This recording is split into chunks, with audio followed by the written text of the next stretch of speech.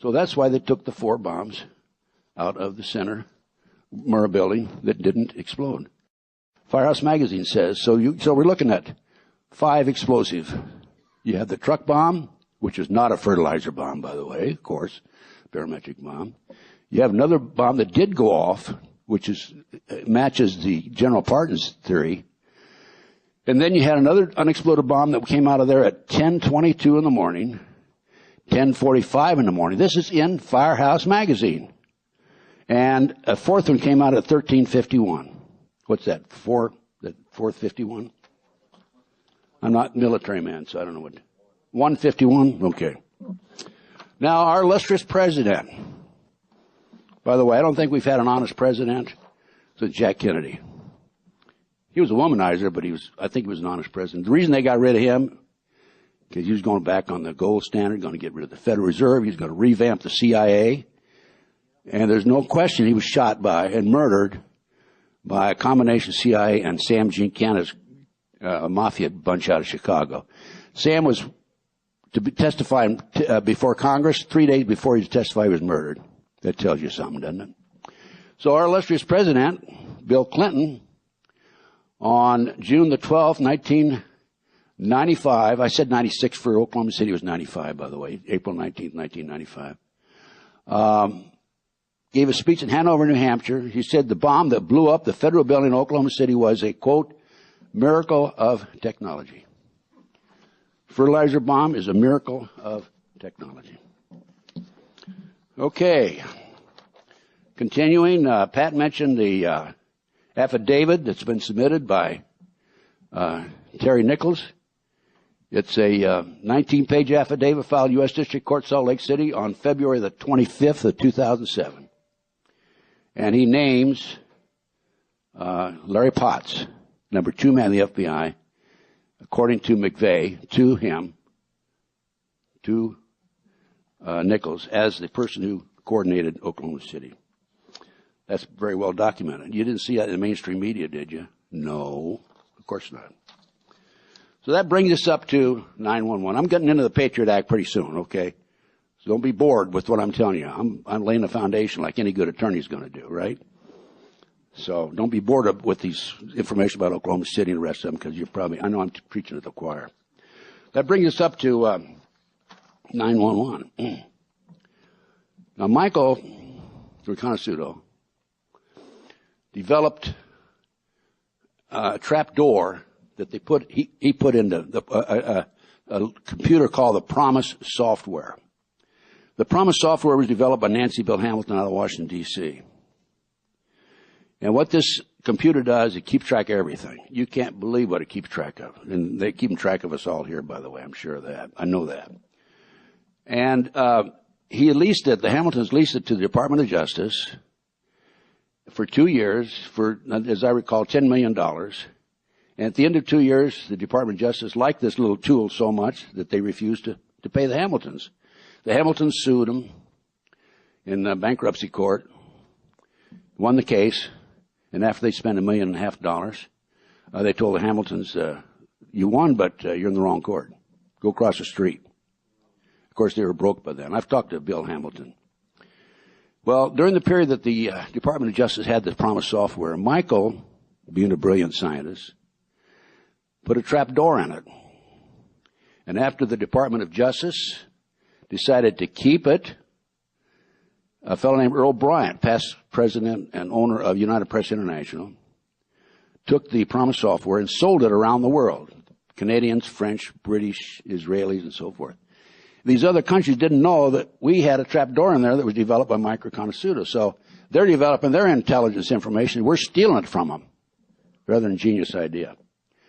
And the Brooks Committee, congressman from Texas, I don't know if he's still in office or not. Is he, Pat? I don't know. The Brooks Committee had a hearing on this. I think it was in Chicago. Maybe it was in Washington. I'm not sure. But they called Michael. They said, Michael, we want you to come back and testify about this trap door that you developed. And so Michael said, okay. He gave him an affidavit and so on and so forth. And he received a call, according to Michael, from a fellow named Peter Vietnix with the U.S. Department of Justice. And Vietnix says, don't you go back and testify. You will be sorry. Michael said, shove off. I'm not paying attention to what you tell me to do or not do. And he testified. Within 3 weeks after testifying, Michael is arrested for drugs, first offense, sentenced to 30 years. I attended the trial. I testified at the trial, even sat at the attorney's table, and did everything I could to prevent this from happening. So Michael's in jail when 911 occurs. But now I'm going to go back to the spring of 1986.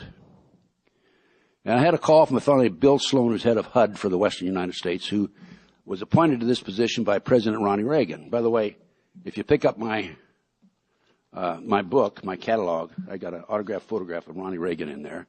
Also, I have, by the way, Sonny Bono was murdered. I have a DVD. It's available on that. And here's a picture of Ronnie Reagan. I had lunch with him on occasion, and what have you. That and $1.65 will get you a cup of coffee at Starbucks. And so I'm trying to get in and see Michael. And I've been on his official visiting list as an official member of the defense team since 1991. And I've been visiting him regularly up until the year 2000, 2001, actually. And all of a sudden, I can't get in and see him. The Bureau of Prisons will not let me go in and see him. Well, now, going back again to the spring of 86, Bill Sloan calls me and says, Ted, can you help the Afghan rebels in their fight against the Soviets? I said, well, I don't know if I can or not, but I do know some people, and thinking of Mike Reconnaisuto. I called Michael. He says, well, let's have a meeting. So we had a meeting at the Hilton Hotel at Ventura Boulevard in Sepulveda in Sherman Oaks. And the fellow from the State Department / CIA was there. I called him here a couple of years ago, and he said, I wasn't there. Don't ever use my name. So out of respect for him, I won't. Okay? And Michael was there. I was there. And the fourth person, a rather tall, slender fellow, was there. Tim Osman was his name. He was traveling under a Turkish passport. So the meeting lasted. We discussed. Michael, I'm not a technical man. I'm just an old gumshoe investigator. Okay, I don't know anything about it. I have difficulty putting an extension cord in a wall socket. Okay. So Michael and this fellow in the State Department talked. They did all the talking, back forth. Left. I found out later that Michael and this Tim Osman visited 5 of our military bases. And as a result of Michael working with Tim Osman and the State Department representative, Michael was arranged to furnish the surface air missiles that defeated the Soviets, shot down their helicopters. So it did help the Afghan rebels defeat the Soviets. Now, I also learned from Michael that our government then, at that time, as a result of that meeting, furnished the Afghan rebels $650 million a year for 5 years. I rather imagine that's money that they're probably using against us right today, our own money. But I point this out because as a result of the meeting with Osama bin Laden and Michael's other contacts, he's been around the world a few times. He developed sources inside the Arab world. And Michael had advanced knowledge about 911.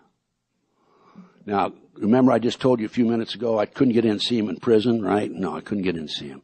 And I couldn't figure it out because I've been seeing him regularly. I visited him in South Carolina with Pat. I visited him in Massachusetts at Devon. Visited him at White Deer in Pennsylvania. But I couldn't get in to see him. And I was back in Philadelphia for holidays because I was number 2 man in the FBI Philadelphia office. I'm back there visiting my kids. I have 3 boys there. By the way, one of them, there's been an attempt on one of my boys' lives, Ted Jr. But anyway, it was just a hop, skip, and a jump up the road to see Michael. Can't get in, couldn't get in. I finally got in to see Michael, January the 3rd, 4th, and 5th. And then I realized why the Bureau of Prisons would not allow me to see Michael for about a year and a half. Michael couldn't communicate with me on the telephone because anybody that calls out on the prison system is recorded. So then, at that time when I'd finally dated to see Michael, he said that on March the 20th, 2001, FBI agent Keith Kutry from the Williamsport, Pennsylvania resident agency, Mike was at White Deer, Pennsylvania, which is right down the road from Williamsport, came in to see him as a result of his attorney in Chicago, Lou Buffardi, writing to Colin Powell. Michael couldn't get the Bureau of Prisons to cooperate to get the FBI in or anybody in to talk about what he had, the information he had about terrorist activity forthcoming in the United States. Couldn't get anybody in the Bureau of Prisons. Couldn't get anybody in the system. Tried to contact the FBI. Everybody ignored him. But his attorney in Chicago wrote to Colin Powell. Powell apparently contacted the FBI and said, go see him. I don't think there's any question about it. Michael never would have talked to the FBI if it had been that letter to Colin Powell. So Keith Kutry comes into Michael, and at that time, March 20th, 2001, 6 months prior to 9/11, Michael tells him who was coordinating forthcoming terrorist attacks in the United States, an electrical engineer out of Paterson, New Jersey, by the way, who has since gone back to Egypt, who had furnished information on the movement of Soviet-made shoulder-fired missiles in the United States. And we had 37 of these shoulder-fired missiles that came in through Canada. There was a 30-hour window when the FBI could have grabbed them after Keith Kutry interviewed Michael. They didn't. These shoulder-fired missiles have now been dispersed, brought in by 4 private airplanes, and they're scattered someplace in our country in hiding. Michael furnished him information about who was coordinating forthcoming skyjackings, who was coordinating bombings and espionage, and that he had informants who knew the identity of sleepers in the United States and overseas. You know what a sleeper is, folks? Anybody who doesn't know what a sleeper is? Okay, well, sleepers is somebody, they train you to be an espionage agent or a terrorist, and they say, go home and relax, we'll call on you when we're ready. And then they give you a call or you meet with them, and they say, okay, go out and blow this guy away or whatever the situation might be. And Michael also gave Agent Kutry information on the false identification ring in Montreal, Canada, and in New Jersey, and also the exact false IDs of 30 terrorists who had been chosen for action in the United States. Now, you remember the number 19? You remember the number 20? Right? There were 20, right? One of them was arrested on the 4 airplanes, right? Okay. There were 2 other planes that were to have been skyjacked. Those other 2 planes were supposed to go for the Statue of Liberty and for the Senate building, the Capitol building. And so there were supposed to have been 6 planes hijacked. But as you recall, after 9/11, FAA grounded immediately all the planes. And there was a plane in, I don't know where it was, I think New Jersey or New York. When everybody got off, they found box cutters under the seat. So Michael thought he had, in addition to this, furnished the exact ID of 30 terrorists, which would handle the 6 airplanes. He had an informant among the terrorists who was preparing false IDs for 4,500 terrorists around the world. 9/11 occurred. Mike thought he had done his job. Before that, when it occurred, he was shocked.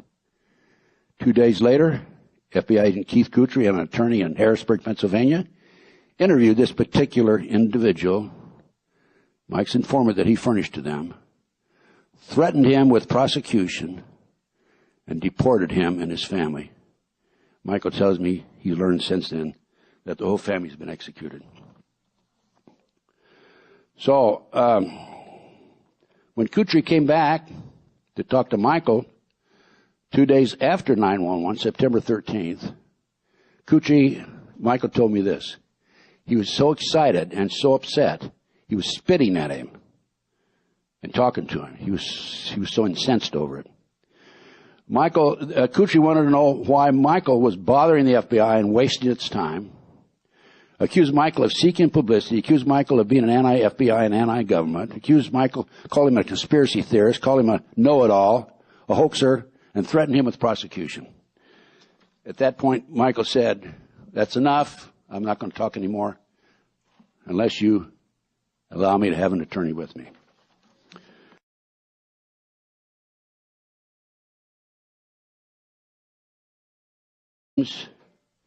Larry Potts, number 2 man in the FBI, according to McVeigh, to him, to Nichols, as the person who coordinated Oklahoma City. That's very well documented. You didn't see that in the mainstream media, did you? No, of course not.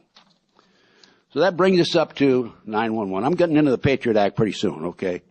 So don't be bored with what I'm telling you. I'm laying the foundation like any good attorney's going to do, right? So don't be bored with the... gave a speech in Hanover, New Hampshire. He said the bomb that blew up the federal building in Oklahoma City was a, quote, miracle of technology. Fertilizer bomb is a miracle of technology. Okay.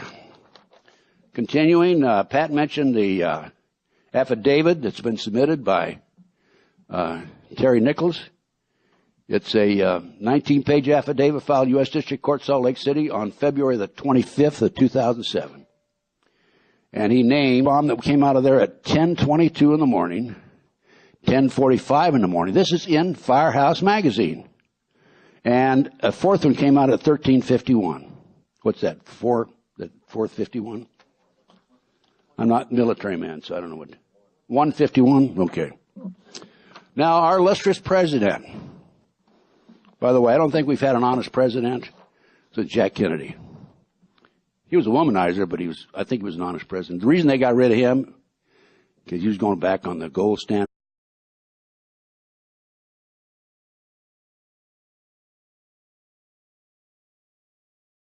So that's why they took the 4 bombs out of the center Murrah building that didn't explode.